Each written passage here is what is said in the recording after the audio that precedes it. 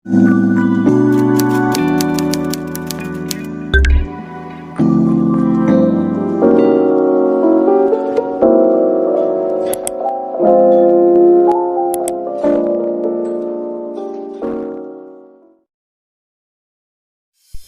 teman-teman, kembali lagi dengan kelompok 1.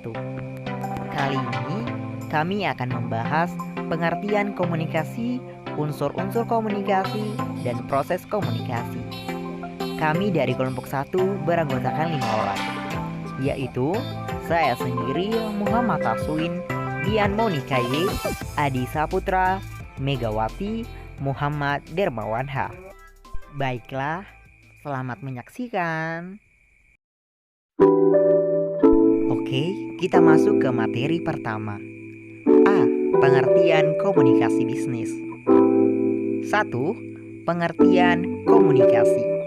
Istilah komunikasi atau communication dalam bahasa Inggris berasal dari bahasa Latin communis yang berarti sama, komunis atau komuniker yang berarti membuat sama suatu pemahaman komunikasi manusia.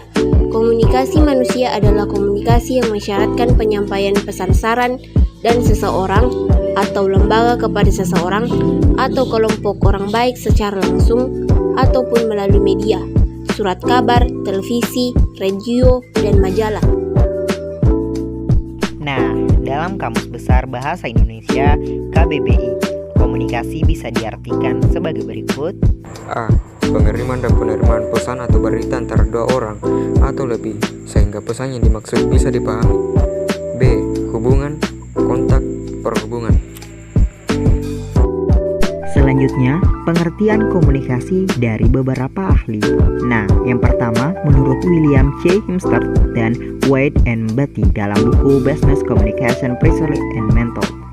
Kedua, menurut Fordell, seorang ahli komunikasi dan pendidikan. Ketiga, Webster New Collegiate Dictionary edisi tahun 1977. Ya, disimpulkan, komunikasi adalah tindakan yang dilakukan oleh dua orang atau lebih yang berupa proses penyampaian dan penerimaan pesan atau informasi dengan harapan terjadinya pengaruh yang positif atau menimbulkan efek tertentu yang diharapkan. Sekarang kita lanjut ke nomor 2, komunikasi bisnis. Berikutlah beberapa pengertian komunikasi bisnis secara umum. Nah, yang pertama, A. Komunikasi bisnis adalah setiap komunikasi yang digunakan untuk membangun partnership, sumber daya intelektual untuk mempromosikan gagasan, suatu produk, servis, atau suatu organisasi dengan sasaran untuk menciptakan nilai bagi bisnis yang dijalankan. Komunikasi bisnis meliputi pengetahuan yang menyeluruh dari sisi internal dan eksternal bisnis tersebut.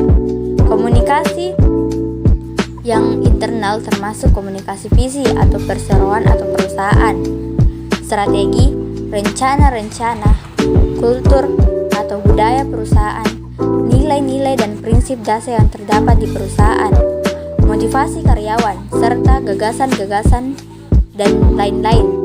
Komunikasi eksternal termasuk merek pemasaran, iklan, hubungan pelanggan, humas, hubungan media, negosiasi bisnis, dan lain-lain. Bagaimanapun bentuknya, semua hal tersebut memiliki tujuan yang sama, yaitu menciptakan suatu nilai bisnis atau create business value. Komunikasi bisnis adalah komunikasi yang digunakan dalam dunia bisnis yang mencakup berbagai macam bentuk komunikasi, baik komunikasi verbal maupun non-verbal. C. Komunikasi bisnis adalah proses pertukaran pesan atau informasi untuk mencapai efektivitas dan efisien produk kerja di dalam struktur dan sistem organisasi. Dalam kegiatan komunikasi bisnis, pesan hendaknya tidak hanya sekedar informatif, tetapi juga harus persuasif, agar pihak lain bersedia menerima suatu paham atau keyakinan, atau melakukan suatu perbuatan atau kegiatan. selanjutnya pengertian komunikasi bisnis menurut para ahli. Nah, pengertian komunikasi bisnis menurut para ahli di sini ada 4. A. Purwanto, B. Katz, C. Rosenblatt, D. Persing. Selanjutnya, ada beberapa karakteristik komunikasi bisnis. Nah, antara lain A.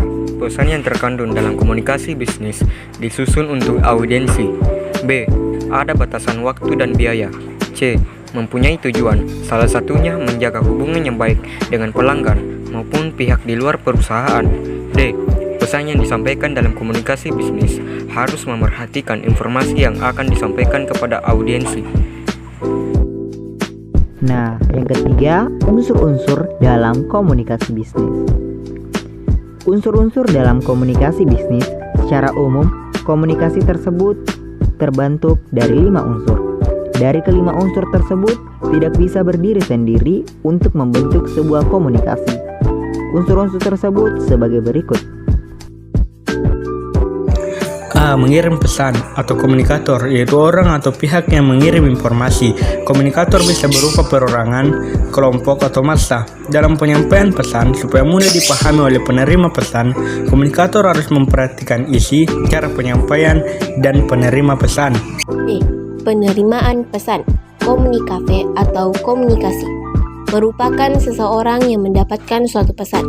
Komunikan juga bisa berupa perorangan, kelompok, ataupun massa. Bisa dikatakan bahwa komunikator dapat menjadi komunikasi ataupun sebaiknya komunikan bisa menjadi komunikator. C. Pesan atau message merupakan sesuatu yang disampaikan oleh komunikator terhadap komunikan. Suatu pesan biasanya dikupas secara panjang lebar untuk berbagai segi. Penyampaian pesan dapat berupa lisan, face to face maupun melalui media.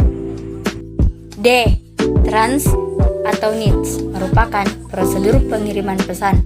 Merupakan prosedur yang menyangkut sarana dan media yang dipakai dalam mengirimkan pesan. Media ini disesuaikan dengan sifat dan jenis pesan yang akan disampaikan. E. Respon atau feedback merupakan hasil akhir satu komunikasi, yaitu reaksi atau tanggapan yang disampaikan. Dengan adanya respon dari komunikasi atau penerima pesan, maka komunikator mengetahui apakah berita dikirimkan bisa dimengerti atau tidak oleh komunikan. Nah, secara singkat, unsur-unsur dalam komunikasi bisnis tersebut yaitu A. Mengirim pesan atau komunikator, B. Penerima pesan, komunikaf atau komunikasi,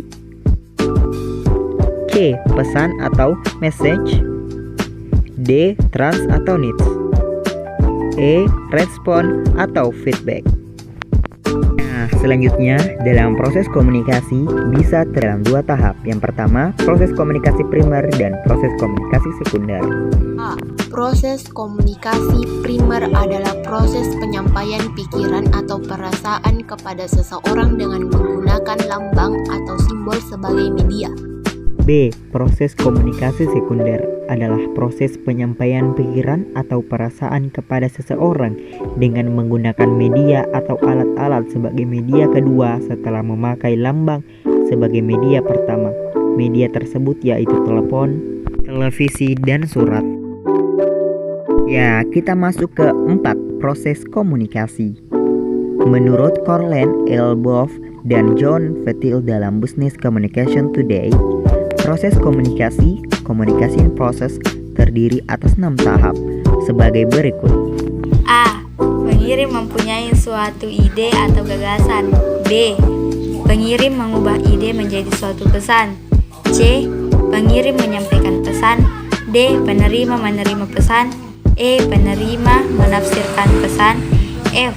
Penerima memberi tanggapan dan mengirim umpan balik kepada pengirim. Nah, inilah bagian dari proses komunikasi. Mulai dari enkode, medium, dekode, receiver, feedback, sender, kembali lagi ke enkode, medium, dan begitu seterusnya. Dalam proses komunikasi mempunyai 2 model, yaitu model linear dan model sirkular.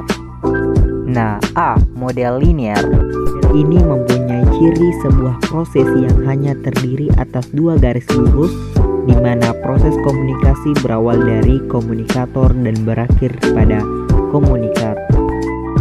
B. Model sirkular Pada model sirkuler, proses komunikasi berawal dari sender kepada receiver. Kemudian receiver memberikan umpan balik, feedback, dan proses ini bisa berulang-ulang sehingga membentuk lingkaran, naum komunikasi. Baiklah, tidak terasa sudah sampai ternyata materinya. Terima kasih telah